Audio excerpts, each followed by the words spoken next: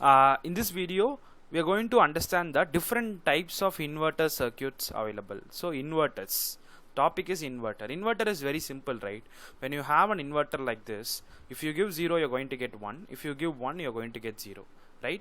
So this is the inverter. If you draw the truth table, if you give 0, you're going to get 1. If you are giving 1 means you're going to get 0. So y is nothing but the inverted version of x, right? Okay, so we're going to design inverters using all the different logics what we have discussed before. So in that we are having different inverters, right?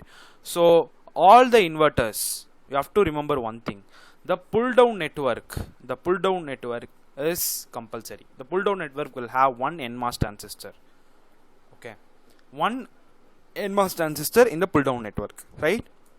For all the inverters there will be one NMOS transistor which is grounded, and in the upper side, that is in the pull-up network, you can have any load. This load can be a PMOS transistor. Okay, if this load is a PMOS transistor, mean this is nothing but the complementary CMOS logic. If this load is nothing but a PMOS transistor which is grounded, means this is nothing but ratioed logic or pseudo NMOS logic. You can even use a resistor which is again ratioed logic. Okay, and you can even use another n-type transistors. Okay, so you can use any one of these as loads to this inverter, and depending on them some characteristics will vary. And again, this is VDD, and this is the input, this is the output. This is the input and this is the output, right? So now let us design some inverters and we will try to analyze their characteristics. Okay, so first of all, we will design a very simple circuit which is nothing but the CMOS inverter, which we have discussed already. CMOS inverter. So again, for inverters, NMOS is compulsory. Since you're talking about CMOS, you are having one PMOS in the pull-up network, and both the inputs must be connected to the same input. Let us say X, and this output is Y. This output is Y. Okay, so input is nothing but the input voltage, and output is nothing but the output voltage. If you can draw the voltage characteristics curve of this CMOS inverter, that is voltage transfer characteristics curve. What do I mean by voltage transfer? Your input voltage is getting transferred to the output as output voltage, right?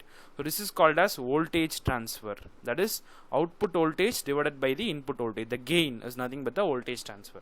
So I am plotting the input voltage on the x-axis and the output voltage on the y-axis, right? And you know, since it is an inverter, right, for low values of input, that is inputs which are closer to 0, the transistor is off, so it will PMOS is on, right? Because when you give 0 or some lower voltages, PMOS will be on and NMOS will be turned off. So output will be pulled up, output will be 1. That is what inverting, right? That is what inverting. When you are applying voltages closer to 0, that is logic 0, you are going to get 1. That's it. And when you are applying inputs closer to logic 1, means some higher voltages, means you are going to get logic 0. That's it. So this is the typical characteristics curve of a practical CMOS inverter. I hope you understood this. It's very simple to understand. When you are applying voltages closer to 0, that is low voltages, for that you are getting logic 1 as the output, because it's inverting anyway. That is how the voltage characteristics curve will look like.